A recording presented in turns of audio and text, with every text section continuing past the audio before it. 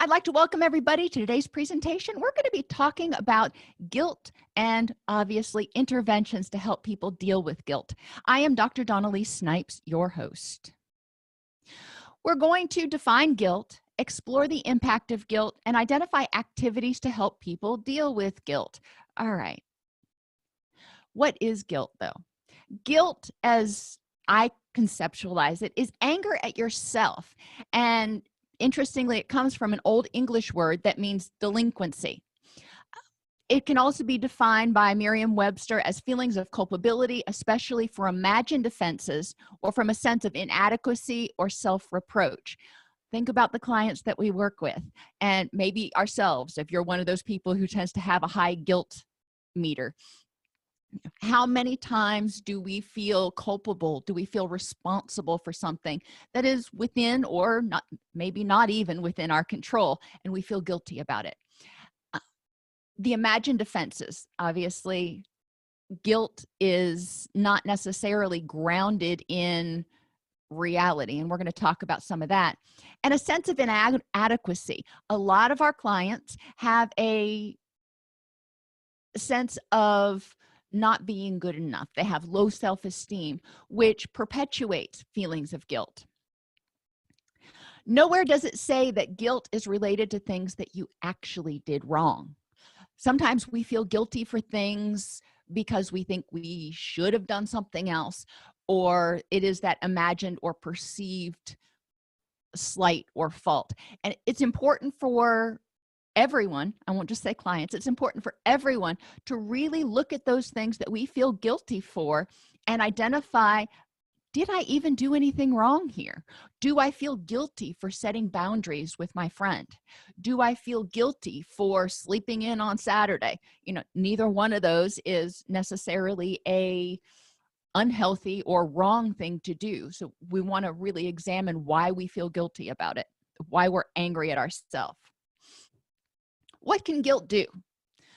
Guilt can make you become over responsible, trying to fix everything to atone for perceived sins. When we feel guilty, especially if we are guilt ridden, we may try to fix everything else. And because we feel guilty, we may be trying to even improve other things. We feel guilty about stuff from the past, so we're going to overcommit ourselves to trying to fix things that are within or maybe not even within our control in order to atone for our sins.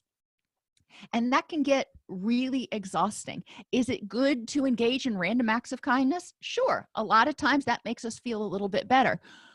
But the key is random, not consistent, persistent acts of kindness, because we've all got to focus on our lives, and there's only a certain amount of time in the day. Guilt can make us over conscientious. If we feel guilty because we didn't do something perfectly, if we feel guilty because we ran a little bit late, it happens. You're not necessarily going to get to work or get to your dinner with your friend or whatever exactly on time every single time. And yeah, it's frustrating sometimes, but if you feel guilty about it, you want to look at why and what you do with that guilt. Like I say a lot, every emotion serves a purpose. Every emotion is natural and right in the moment because it's telling us to look at the situation. It's like that smoke alarm that goes off that says, hey, you might want to check this out to see if there's something to it. When we feel guilty, that's our body's and our mind's way of saying, you might want to check this out to see if you did something wrong. And then you can adjust it from there. And every time you examine situations and you determine, you know what, no, this situation didn't warrant me feeling guilty, then it fine-tunes that guilt sensor, if you will. So maybe the next time you sleep in on Saturday, you'll wake up and you won't feel guilty. Guilt can make you overly sensitive. If you feel guilty about something, you're already mad at yourself. You're already, lashing yourself for something you feel like you did wrong. You are already in that fight or flight state. You may feel trapped. You may feel vulnerable because you feel like you let people down. Guilt can make you overly sensitive because when you're in that situation, if somebody is critical, then you're already kind of on that last nerve because you're already being critical to yourself, and that just piles it on. Guilt can immobilize you and interfere with decision making.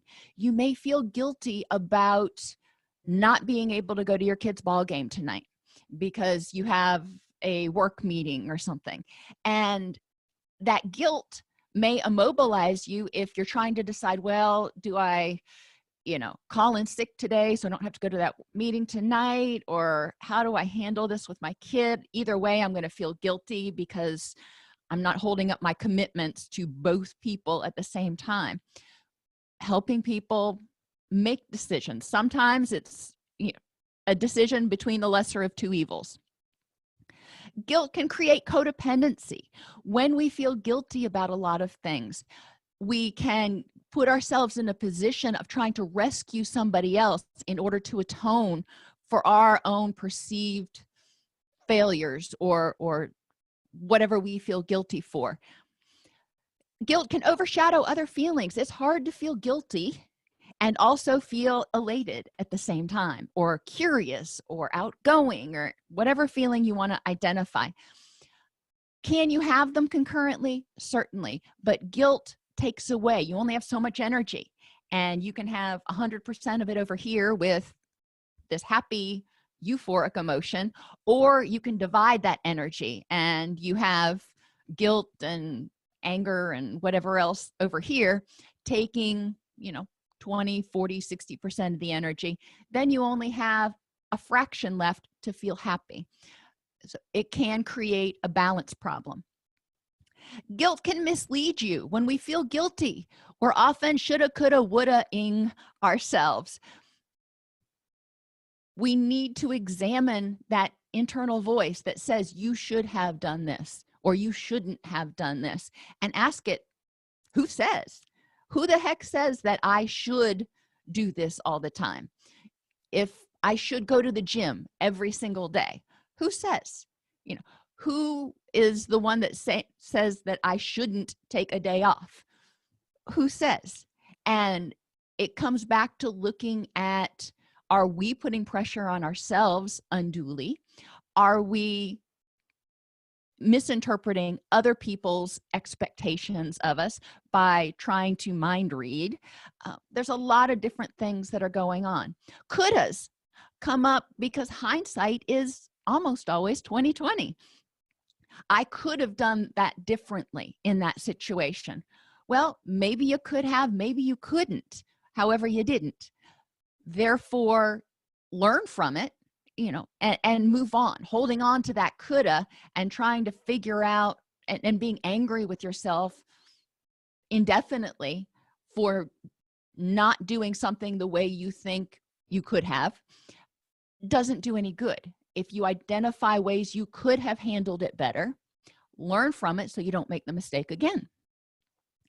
Motivate change is another thing that guilt can do. So we've talked about a lot of negative things, but guilt can also be a positive.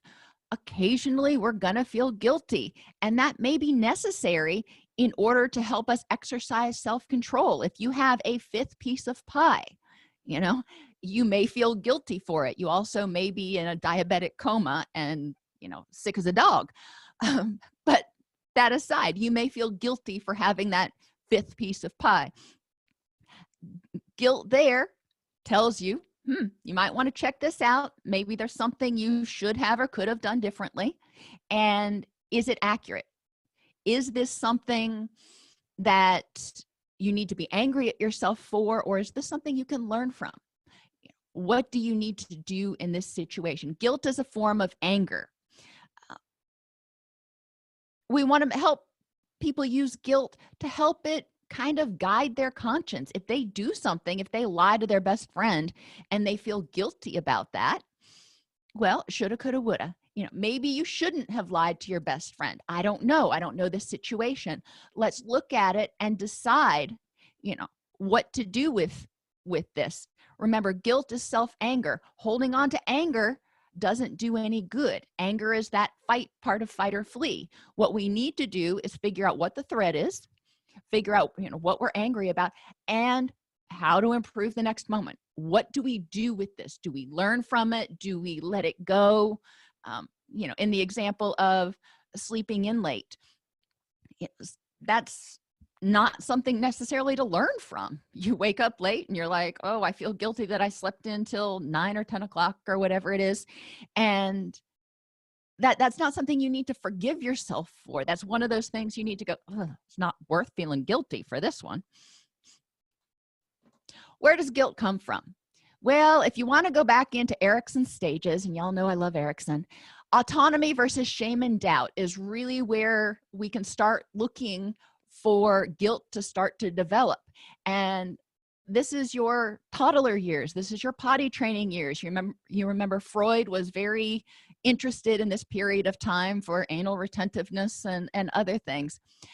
According to Erikson, we'll stick with Erikson, not Freud, the major question during this period is, can I do things myself, or am I reliant on the help of others? Can I pick out my own clothes and dress myself? Can I potty without having to wear diapers and having to have somebody change me? Can I do these things?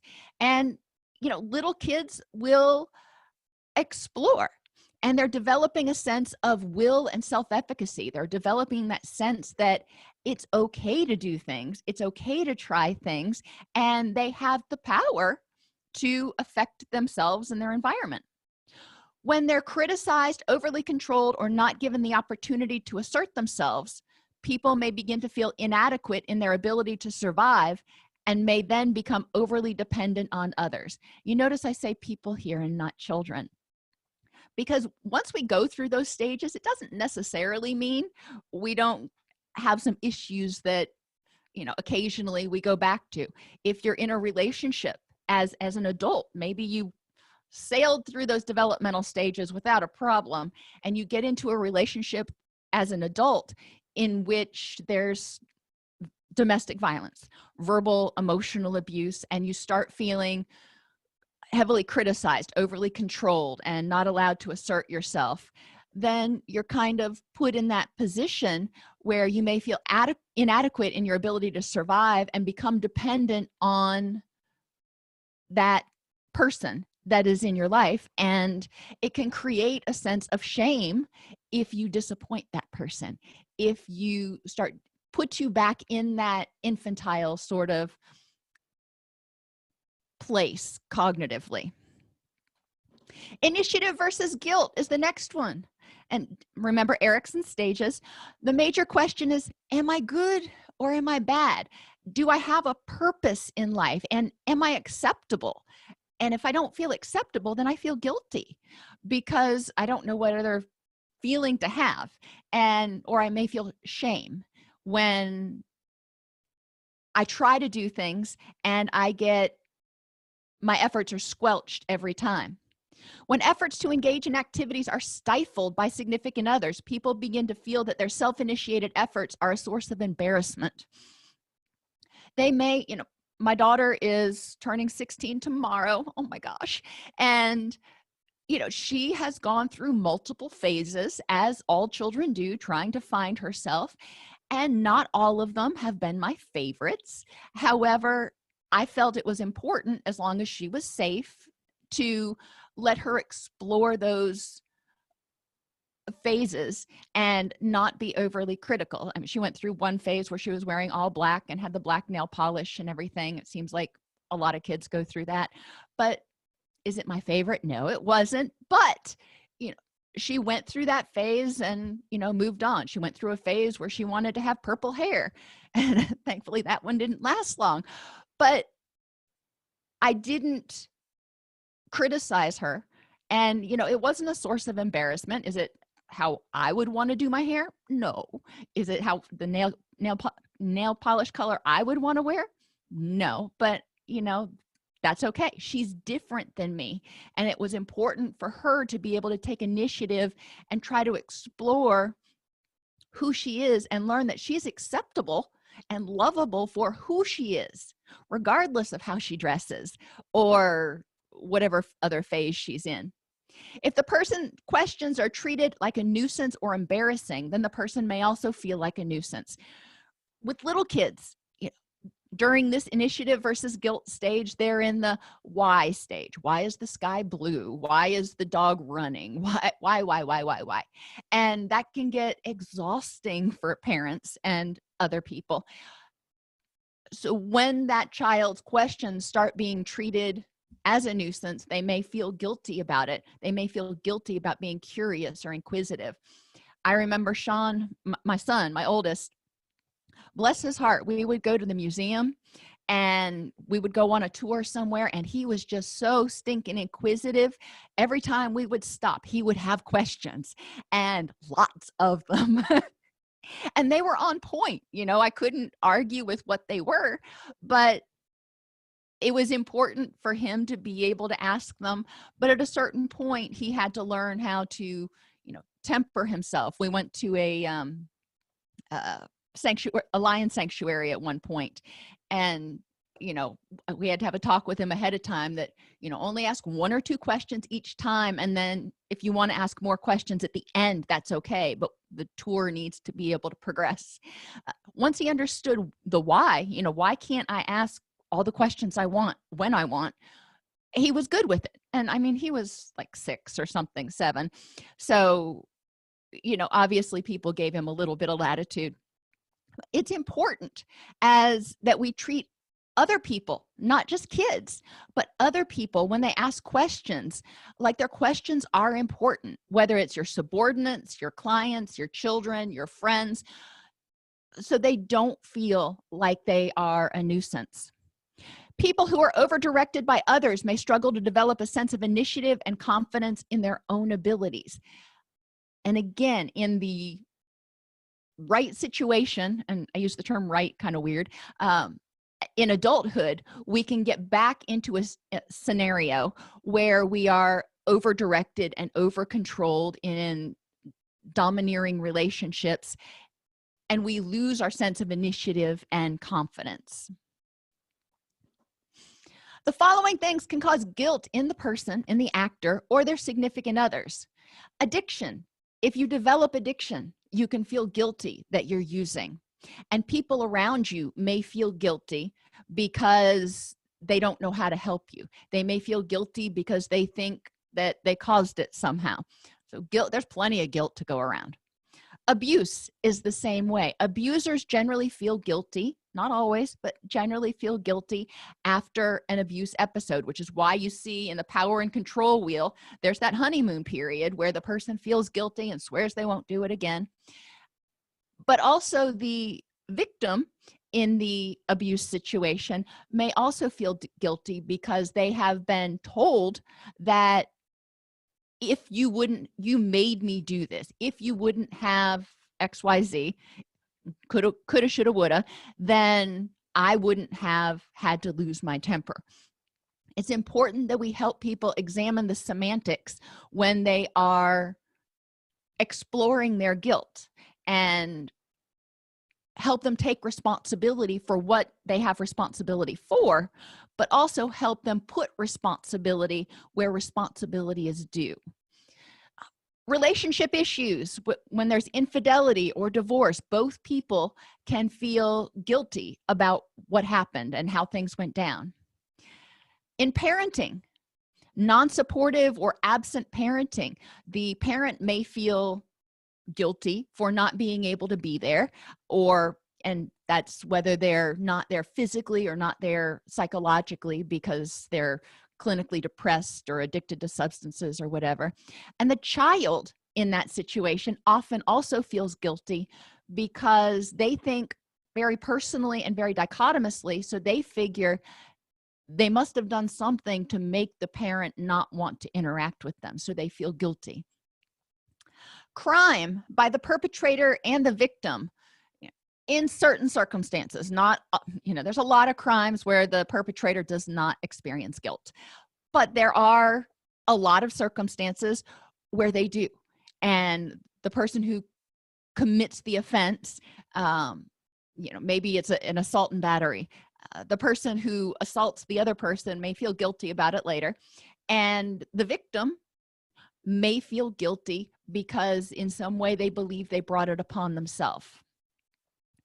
In trauma, there's also survivor guilt, where the person who survives or the person who wasn't attacked or injured feels guilty because they are unscathed. They survived, or they weren't the one that was kidnapped, or they weren't the one that was raped, or they weren't the one that was. They feel guilty for not having gone through the same thing.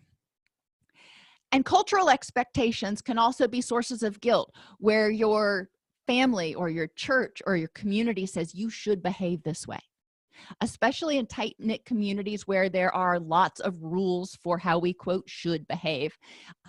You may see that as a more prevalent problem, the cultural expectations. And in cultures in which the family is a huge part and family cohesiveness and community is a big issue, then those sources of pressure are going to be much more powerful than in communities in which they're more independent and there's less focus on community and family harmony. Toxic guilt. See, I told you there's lots of guilt to go around. Toxic guilt is a nagging feeling of pervasive but non-specific badness, as if your whole life has something wrong with it. Often it has its roots in early childhood, mistakes that your parents or teachers treated as a big deal. For example, in religious training, if you did something wrong and maybe you swore and took the Lord's name in vain, and it was a big, huge blow-up deal, then you may have guilt for that, and you may hold on to guilt for that because you remember back then you did something that, you know, at that point in time you thought was really, really bad, so you feel an inherent sense of badness for it. When we talk about different mores that different cultures teach, a lot of them, if you come down to the 7 deadly sins, it's a continuum. And there's gluttony versus abstinence. Well, ideally we settle somewhere in moderation, but what people's definition of moderation is may be different than what ours is. It's important for us to look at what we're doing. Let's talk about alcohol use. You know, are we being gluttonous? Are we overusing alcohol? Are we abstaining from alcohol? But what is moderate use? Is it 1 beer with dinner? Is it 3 or 4 drinks a night? What is moderation for that person? And encouraging them to individualize their self-evaluations. Sloth versus diligence, that's another one. And balance is right in the middle. And this is one I struggle with because I have a hard time sitting still. I always feel like I should be up doing something, whether it's mopping the floors or wiping the baseboards or doing laundry or working or something else. I feel guilty, and I'll admit it's one of my issues. I feel guilty sitting down because somewhere in the back of my head, and I don't know where it came from exactly, I have this message of, unless things are completely perfect, you shouldn't be resting on your laurels and watching TV or, you know, doing whatever. Encouraging people to take a look at, you know, what are those messages that you are telling yourself about sloth versus diligence. Let's look at, what does balance look like? How can you balance that so you're not going to burn out, but you're also not, you know, that growing mildew or whatever it is that sloths grow on them. And what does that look like for you? And then examining with them why they might feel guilty about balance. Why do they feel guilty if they're not at one extreme? Greed versus generosity. We want to help people figure out what benevolence looks like for them. Because, you know, too much generosity, you may give away too much and then you feel angry with yourself or frustrated. Being greedy, you may feel guilty. You see where we're going with these. Lust versus chastity, moderation again. I know I used that word twice. Anger versus passivity. We want to help people focus on assertiveness. Pride versus humility. We want to help them focus on authenticity. And remember, humility is not embarrassment. Humility is being humble. So we can be very prideful or very humble, but authenticity is somewhere in the middle where we are proud of the things that we are able to do. And envy versus rejection, looking for contentment instead of using a lot of energy being angry and envious of other people, or feeling guilty because we don't think we measure up. We want to figure out, in what ways are we content in our life. Existential guilt is guilt that people feel for having a negative impact, like having too big of a carbon footprint.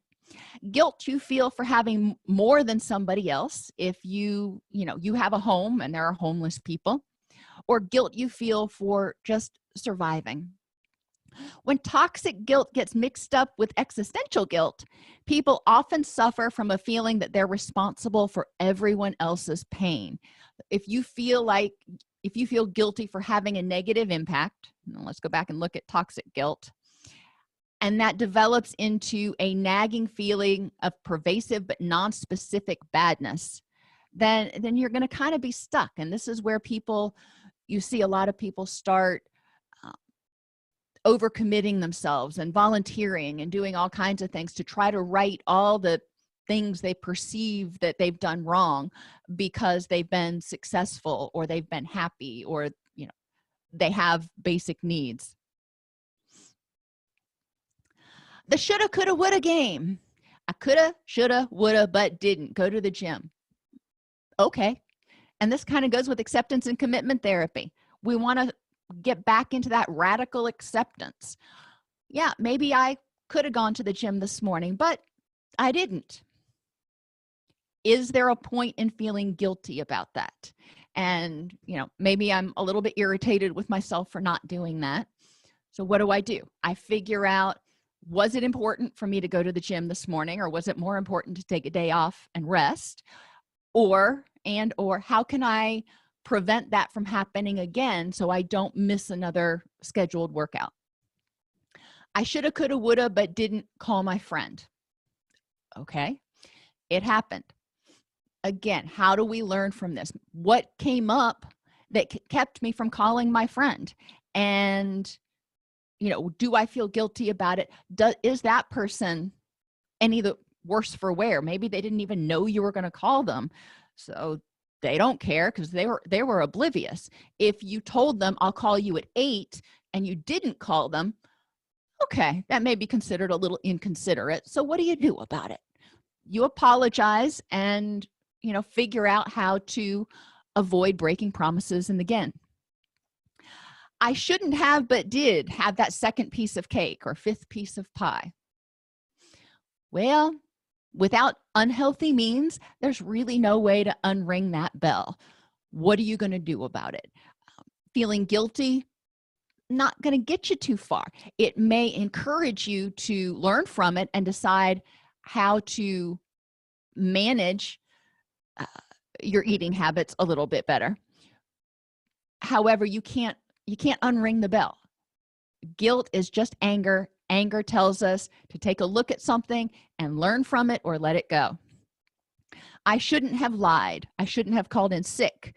I shouldn't have gone out drinking all night long. Each one of those things that happens, we want to look at the reasons we did them. Why was that more rewarding than the alternative? And if we feel guilty about it, should we? And if we decide that, yeah, we should feel a little guilty about it, how do we make amends for it or learn from it? Sometimes calling in sick, and I'll pick on that one. Maybe we feel like we shouldn't have called in sick because we weren't on death's doorstep. However, we really needed that mental health day. Is that something to feel guilty for? Questions. How does guilt impact your attitude, optimism, and emotions? When I feel guilty, I tend to be a little bit more down in the dumps. How does guilt impact your self-esteem? Well, for me, it kind of is not good. How does guilt impact your health? Well, if we feel guilty, that's anger. Anger ramps up that HPA axis, which affects our sleep, our hormones, our pain levels, and our serotonin, dopamine, and norepinephrine levels. So, guilt isn't good for our health at all. How does it impact your energy? Again, with that HPA axis ramped up, we've got a lot of energy going through. That glutamate is running strong to try to prepare us to fight or flee. We're going to run out of energy sooner. We're going to feel worn down.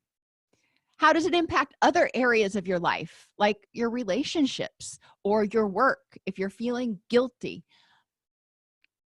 paying attention to what that guilt does and how insidious it can be in your actions and interactions. Psychological flexibility matrix. The radical acceptance is where you start. I did what I did and I feel guilty about it. Okie dokie. It is what it is. We can't unring the bell. So what do? And we can engage in behaviors that move us away from what's important to us, like, your family and your career and whatever it is that's important to you over on this side. Oops, sorry. Such as blaming and stewing. Those behaviors, if you just sit there and persistently think about it and you blame other people for what happened, well, if you wouldn't have blah, blah, blah, then I would have been able to, making excuses, all that stuff. Does that solve the situation? Does that help you feel better? And does that help you move toward what's important to you? Most of the time, no. Thoughts and feelings that move you away from what's important to you. Well, holding on to that guilt. What does that do? What's the purpose of holding on to guilt? I mean, think about, I've used the analogy of a backpack before. Everything you feel guilty for is a rock in that backpack. What good does it do to carry around a backpack with 50 rocks in it? Not much. It doesn't solve the situation. It starts making you achy and tired and cranky and all kinds of stuff. Anger is another emotion that goes along with guilt. Guilt is self-anger, but we can also be angry at other people, blaming. And self-hatred is another thought or feeling we may have because we feel guilty. Does any of that help us live happier and healthier? No, generally not. So what can we do instead? Behaviors that move you toward what's important to you. Amends or apologize.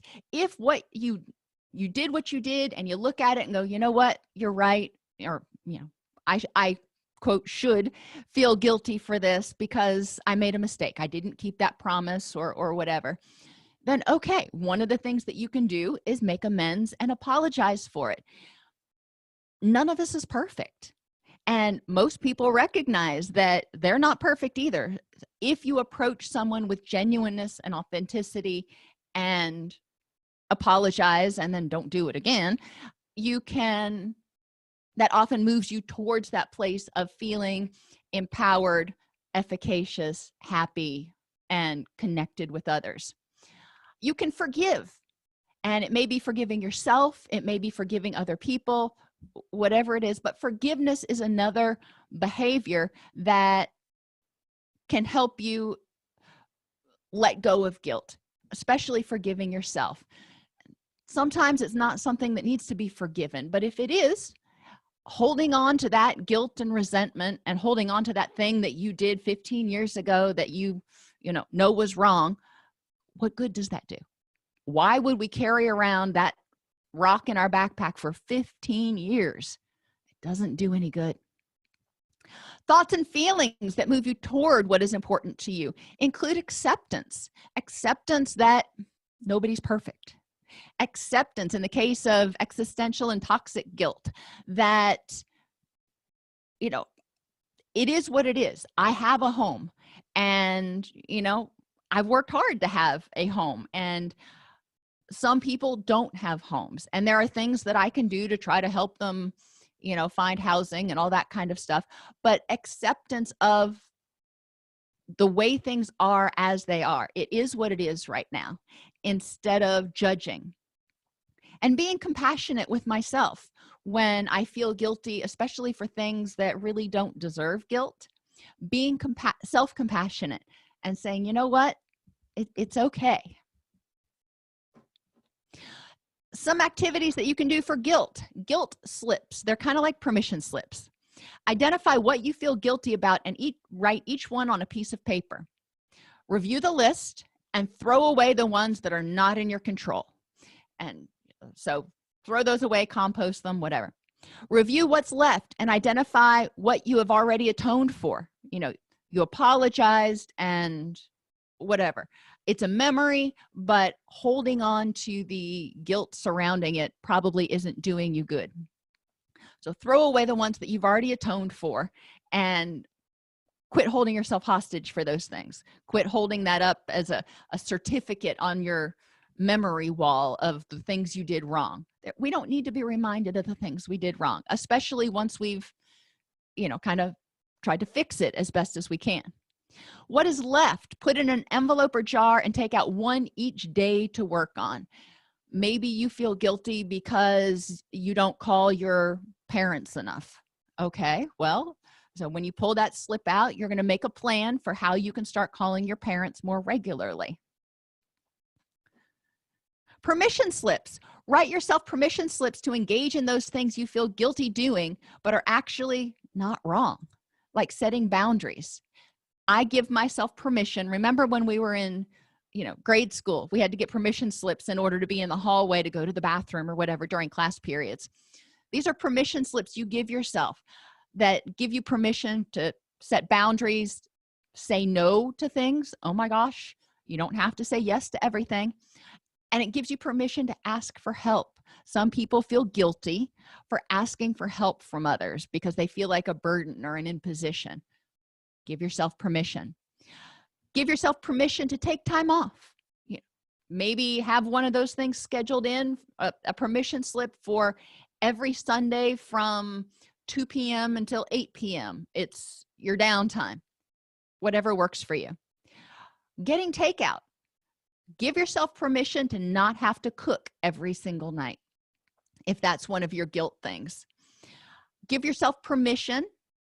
Working late kind of falls in that weird gray area.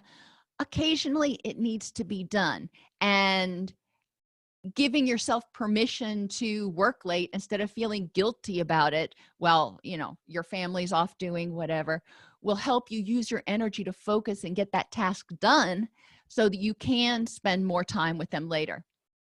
And give yourself permission to be true to yourself and follow your own heart. And that's a big one. Encouraging people to be mindful and true to themselves. And, maybe this isn't what I want right now.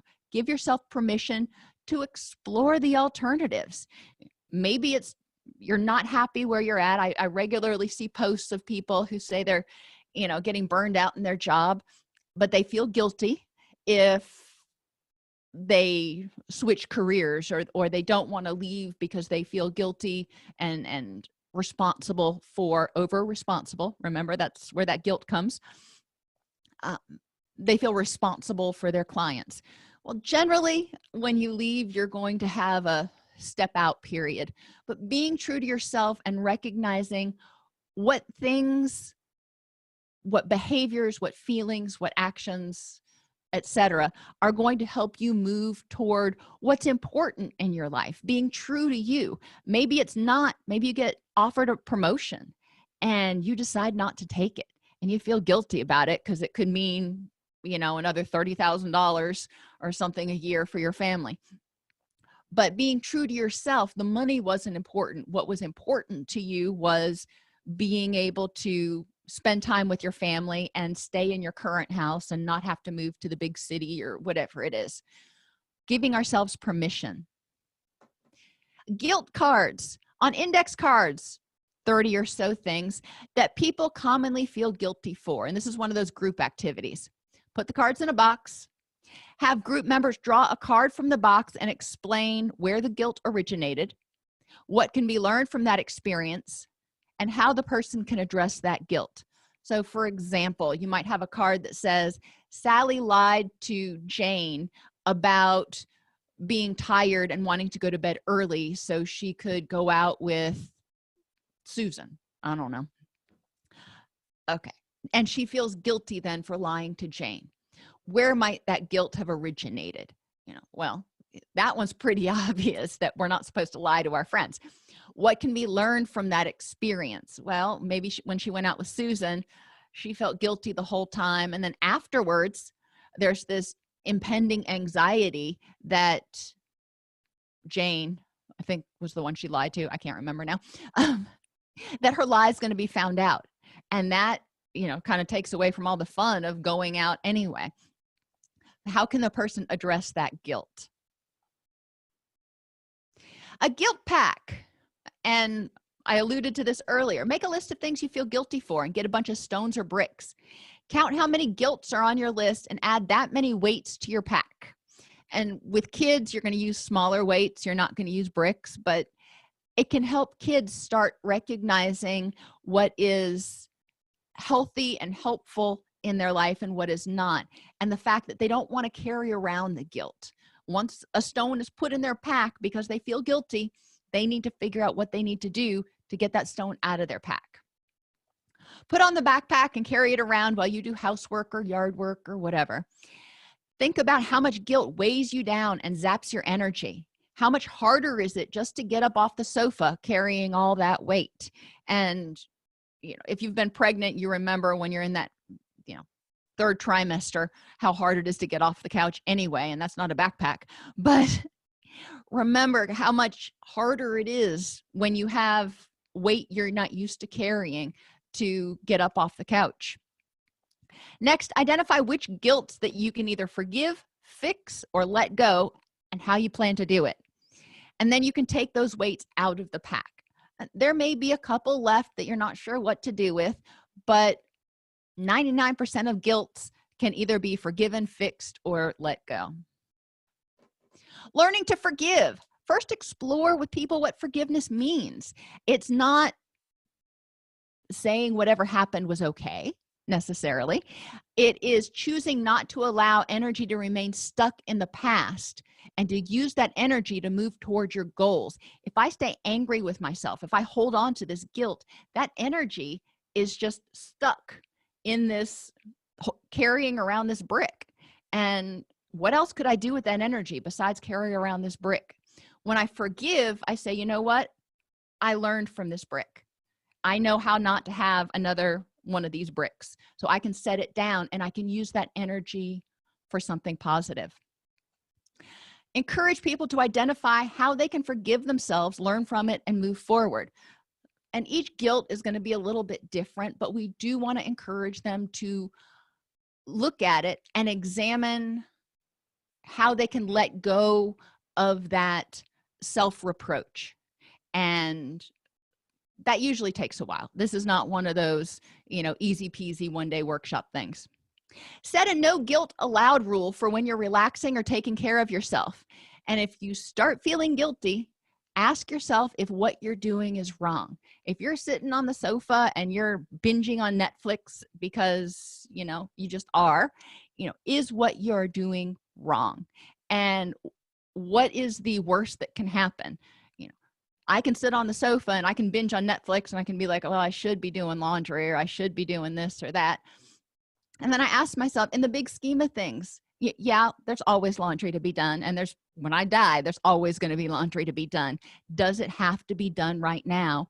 Or is it more important for me to rest and recharge for this period in order to be able to be fully attentive to the things that are important to me later? Identify common guilt and develop positive backtalk.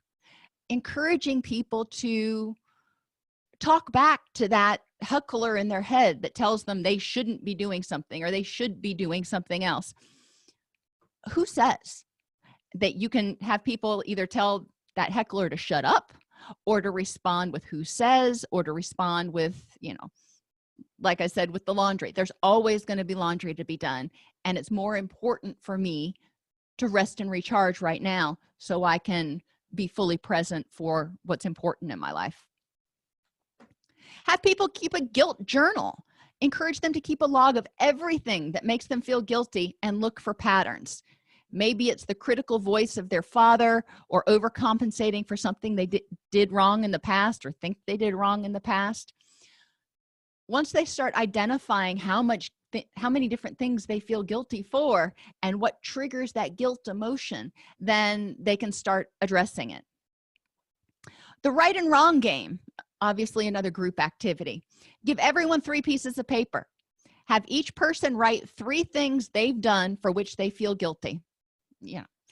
Put all the pieces in a hat or a box, draw one out at a time, and have people vote on whether it was right or wrong to do and explain why.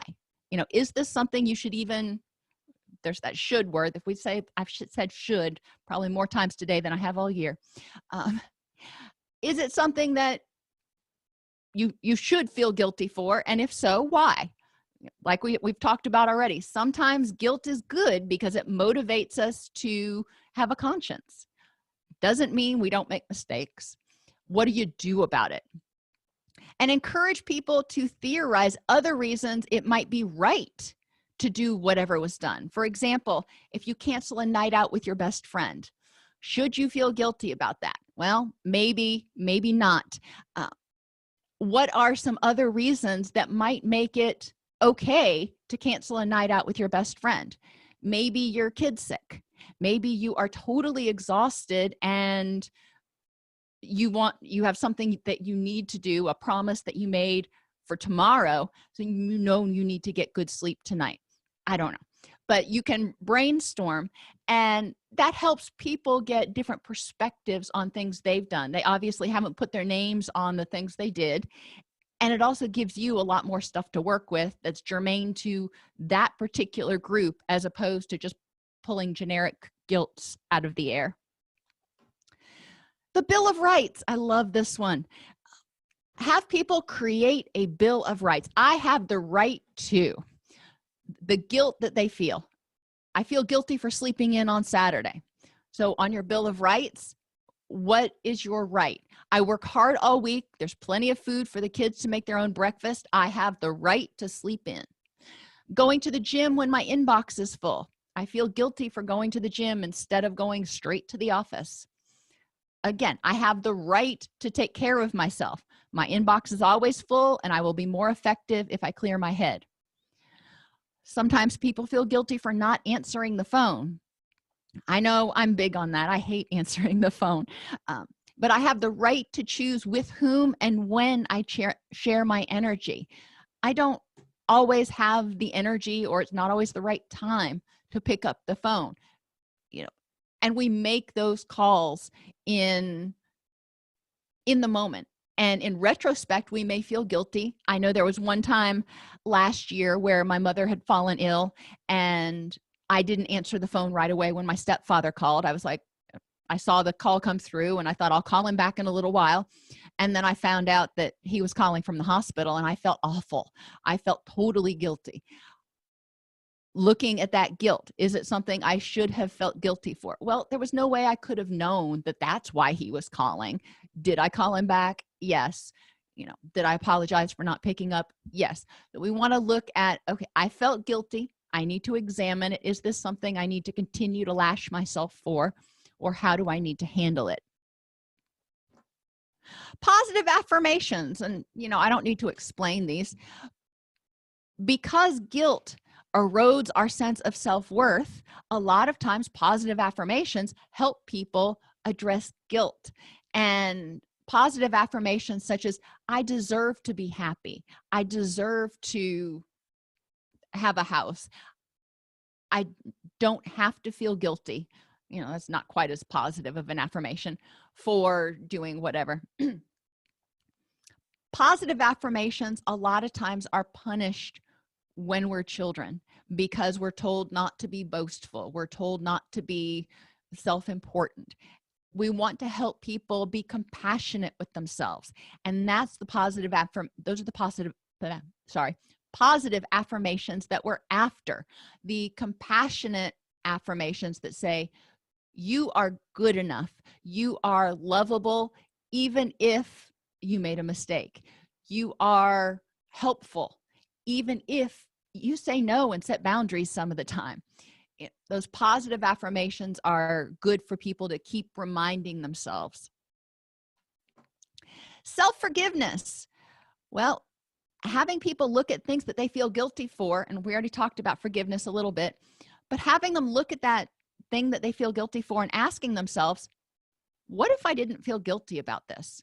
How different would my life be? And what are the possibilities? Remember, again, like we've talked about and some of you have pointed out in the chat room, there's a time and a place to feel guilty about things, because sometimes we do things that we shouldn't have, or you know what I'm saying. And that's our conscience that helps keep us in line with our personal values. Not everybody shares the same values, but holding on to and nurturing, or not even necessarily nurturing, just carrying around that brick, holding on to that guilt can be exhausting. If I chose to accept the guilt, radical acceptance, and figure out how to fix it, let it go, make amends, so I could put down that brick, how different would my life be? What are the possibilities if I let myself off the hook for that? Or you're not denying or ignoring your feelings of guilt or the event that took place. What you're actually doing by self-forgiveness is putting yourself into a solution-focused frame of mind that will open your mind to the possibilities that may exist. I can't change what I did back then. However, what can I do now? People who are in recovery from addiction often have a lot of guilt that they're dealing with, and they can't change the past. They can't change the fact that they drained their kids' college fund, or they weren't emotionally available, or maybe even physically available for the periods that they were using. Does holding on to that guilt do them any good? And how different would their life be if they use that energy, instead of being mad at themselves, they use that energy to make a difference now? Okay, I feel guilty for not being there for my kids, when I was in my addiction. All right. Instead of using my energy continuing to be mad at myself about that, I can use that energy to be there for them now. How awesome is that? Help people reframe the situation. Help them ask themselves, what's positive about this, or how else could I view this situation? Such as setting boundaries. I said no when somebody asked me to do something, and I felt guilty about it. But what's positive about this situation? Well, it shows progress on my part for being assertive and authentic in my relationships. Okay, so that's a way you could reframe the situation, some situations, to look at them positively. Not all guilt can be sugar-coated. It's just the way it is, but some of them can. If you feel guilty for binging on Netflix, what's positive about it? Well, you're giving yourself a chance to rest and relax, and you're taking a potentially well-needed time out. Okay, so that's a positive way to view it. Other activities include writing a story about what happened. Sometimes it's easier to third person it, put it out here, because then you're distanced, you're unhooking from those thoughts.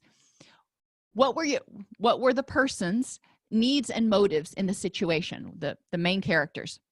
Who or what motivated the main character to do what they did? And does this remind the main character of something from their past? Were they recreating or overcompensating for some kind of a trauma? You want to give characters depth. You don't want to just have this character here. You can do, when you're writing the story, you can have them do a little flashback where it reminds them of something that happened. Did their actions reflect their values? And if not, what motivated them to do it? Remember the old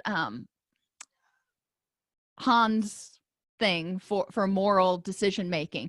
Hans's wife is going to die if she doesn't get this medication. He can't afford the medication. He has two choices. He lets his wife die, or he steals the medication. Neither one is reflective of his values. What motivated him to do whichever one he did is what you would look at there. How did your actions affect others and yourself? Whom did it hurt and include themselves? Looking back, what healthier beliefs, thoughts, feelings, and actions would have led to a more desirable result? I.e., how can you learn from it? How did the main character feel about themselves and others involved before, during, and after the situation? And what did the main character learn from their experience, and how might they act differently today? Encouraging them to write this story and really examine what happened, and then you can start talking about it from the you perspective. Other questions to ponder: how were your feelings and mistakes handled growing up? Who was hard on you, and how do you replay that scenario today? Some people may feel guilty for taking a break because they were pushed by their family or their coach or somebody that kept telling them they needed to try just a little bit harder. So now when they try to take a break, they hear that voice going, now is not the time to rest, you need to push harder. What do you tell your friends when they make mistakes or do what you did, which may not even be a mistake? If your friend sleeps in until 10 o'clock or breaks an appointment with you or whatever they do, what do you tell them? Evaluate the standards by which you're judging yourself. Are your values, are the standards that you're using, are they your values, your parents' values, your friends' values, your spouse's values? Who says that these things should or shouldn't be done, and whose approval do you need? Remember that others' judgments have more to do with them than you. They may never approve. So what's the benefit to being judgmental or making people feel guilty? This is one of those things you see, and I am very thankful I have got, an awesome mother-in-law, but some mother-in-laws are extremely judgmental and try to make their child's spouse feel guilty for things because they're just not good enough. And what's the benefit to that? What's the benefit to being judgmental in that way? And from a mother-in-law's perspective, that mother-in-law may be trying to make sure that their child still needs them and doesn't replace them by pointing out the inadequacies or perceived inadequacies of their spouse. You can look at all the dynamics, but ultimately remembering that the benefit, or that the person's comments often are more about them than about you. Also, ask yourself if you expect perfection. Would you forgive someone else for the same actions? Why would you treat yourself differently? And how does it benefit you to continue to punish yourself? We've asked those same questions multiple different times. I feel like kind of a politician in that. Ways to avoid feeling guilty: set healthy boundaries. Don't overcommit or overpromise. Practice good time management and don't procrastinate. Focus on progress and say no to perfectionism. When we focus on the small steps we make, then it's easier to not feel guilty. If we focus on perfectionism, then we're generally going to frequently fall short, which we may feel guilty about. But if we focus on how much farther we've come, then we can feel empowered by that. Look at the big picture beyond yourself for all of the contributing factors. There may have been a bunch of reasons why you decided to call in sick and take a mental health day that day. What else was going on? Was it just purely self-serving, or were there other things going on? Surround yourself with positive people who don't blame, shame, or judge. It's always good to have that positive mojo around and be around people who don't model these behaviors. Be assertive. Don't use guilt as a way to manipulate yourself or others. Sometimes we use guilt to, again, try to manipulate ourselves, and that doesn't help. It just makes us feel bad about ourselves. Focus on what we can do instead of what we shouldn't have done.